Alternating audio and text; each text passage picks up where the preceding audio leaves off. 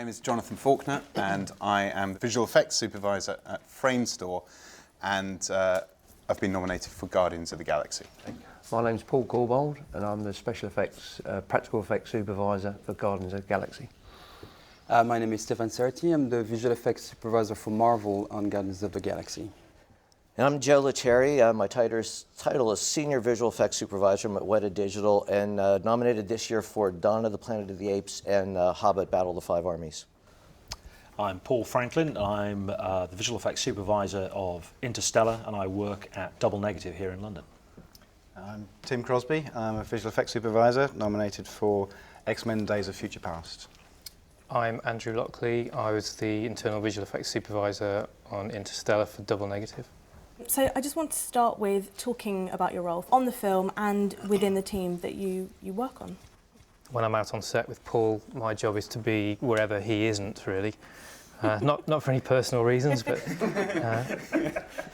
I usually end up sort of hiding in corners, trying to cover things that Paul's not able to because he's with Chris. One of the big things with Chris is when we do any visual effects, he needs to know that they were based on some reality or something he shot.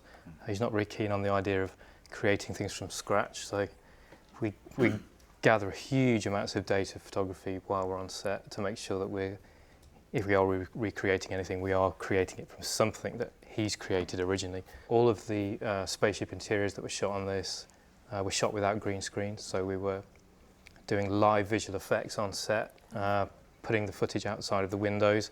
So there was some rather stressful weeks of rendering content to be projected outside the windows live as we're shooting. So Chris would say, we need this shot going past the sun or going past Saturn in this direction, and we'd look through what we got, find we didn't have it, and have to start rendering something new there and then to try and get it ready for when they call action on the next take. So that was quite stressful for both me and Paul. Paul was being shouted at on set by Chris, and I was being shouted at by Paul back at the desk saying, "Where's that render?" Everybody ready to say goodbye to our solar system? To our galaxy. Here we go. Is it quite unusual to have that relationship with a director, that very close relationship? Well, I think, like I was saying, Joe has a great relationship with Peter Jackson, and I've been working with Chris Nolan for a long time.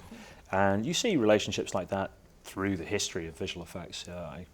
Probably one of the most famous ones is Steven Spielberg and Dennis Muren, who was his longtime visual effects supervisor. And Martin Scorsese works with Rob Legato all the time. So, but I think that's true for any part of the filmmaking process. You'll see great partnerships between directors and cinematographers or production designers or actors that they always want to work with. So I think it's more basically an extension of that. I mean, the reality of visual effects is, it used to be considered post-production, but now we're there at the beginning. We're pre-vising, we're there even as they're writing the script. We're trying to figure out what the story's going to be and how it's going to happen. And you see as you go through the process, we're sort of there in the early days, and you ramp up and you get the crew and everyone's shooting, and then it all ramps down, and at the end it's usually just the director, the editor, and us are the only ones standing trying to get those last shots out. So yeah, you do develop that relationship because you're just there from beginning to end. And I think it's essential. I mean, for Guardians, it was the first time with James, for me, for James Gunn, and I think as the supervisor, you have to build that relationship throughout the movie. And as you said, we're very early into the process. We work with the previs and all these things that we work with the director all the time. I mean, I'm spending a lot of time with him. So you have to build that relationship throughout the projects. And I mean, obviously, having worked with Chris for a long time, there's, as you said, shorthand, but you have to create that bond during the process, absolutely. Otherwise, it's misery. I mean, It filters down too. It filters down because if you can get access to the director at an artist level, then it actually you can cut out quite a lot of that message, and it gives the artist a real fillip to be able to engage with the director and hear his words. And we've done firsthand. We've done that a lot on Guardians. We try to get the access from James to the animators all the time because that was key. It was really directing the Rocket and Groot through the animators. So it was key that we got that relationship going on. What percentage I don't know, 12%. 12%? That's a fake laugh. It's real! Totally fake. That is the most real, authentic, hysterical laugh of my entire life because that is not a plan. It's barely a concept. You're taking their side? I am Groot. So what? It's better than 11%. What the hell does that have to do with anything? Thank you, Groot. Thank you. See? Groot's the only one of you who has a clue. I mean, because so much of what we're doing now is starting to involve characters, they're key components to the story. I mean, obviously with Ape, Caesar was the lead character, so we spend a lot of time, even before the directors get on set, working with the actors so that they understand, in this case, you know, physically, how can they portray themselves as apes, what do they have to do, and how much can they pull off, and then when do we hand it over? And we rehearse that a lot with them so that by the time they're working in the moment with the director, that part is second nature to them and they can just focus on the drama. You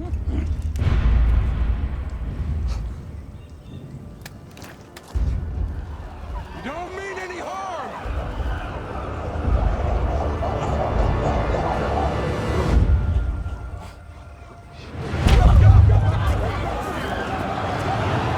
Paul, when you were working on Interstellar, you mentioned the scenes in the spaceship with the projecting in the background, but apart from that, were there any scenes that you just thought, how are we going to achieve this? Well, the most challenging thing from a design point of view is nearly the final place we go to, which is this mysterious environment of the Tesseract, which is deep inside the black hole in Interstellar. And this is an environment that's been created to allow Matthew McConaughey's character, Cooper, to be able to communicate with the past. And Chris, it was the first thing I started discussing with Chris at the very beginning of pre-production.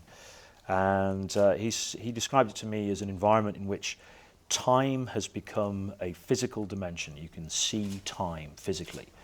And this sounded fantastic, but you know, what on earth does that look like?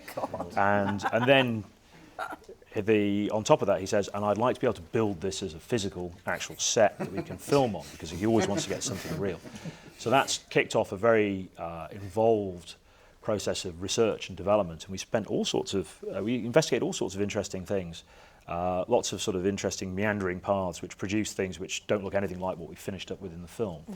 And finally what we ended up with is this intersecting lattice of timelines, which are things that come out of Einstein's theories, this concept that every object in the universe, every piece of matter is leaving a trail of matter behind it in space-time. And this is called a world line. And so we thought if we could visualize those, that we'd have some way of actually showing this idea that each object in the room, the child's bedroom, is streaming backwards and forwards into the future and the past. We had to model every single object in the child's bedroom, so I'm not sure how many items are in there, but all the furniture, all the books on the bookshelf, all the various ornaments and things. And then we were able to develop a digital model from that and pass that to art department, who actually were able to construct a substantial part of it, so we'd have something to shoot Matthew against. And then we used our digital model to extend it and add lots of other effects to it. So it was a real collaboration between all the different departments. Yeah, I'm a DP, and we sometimes have discussions before we start about whether we should shoot digitally on film. But on effects films, we nearly always end up going digitally. But from your experience, is there any major effect on effects between the two formats? I work with the guy who's the last real holdout for film on film, so I have very little experience of actually shooting visual effects work on digital. I recently worked on a show where I did shoot a whole bunch of second unit stuff digitally, and it was very exciting never to have to keep reloading the camera or anything. But it's not about digital emulating everything that film did, which it will almost certainly be able to do eventually.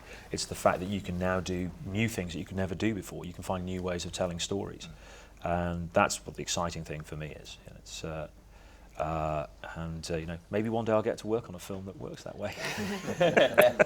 Thank you to our panel. I think that's all we've got time for, I'm afraid. But thank you all for coming, and yeah, thank you again. That was fascinating. Thank you.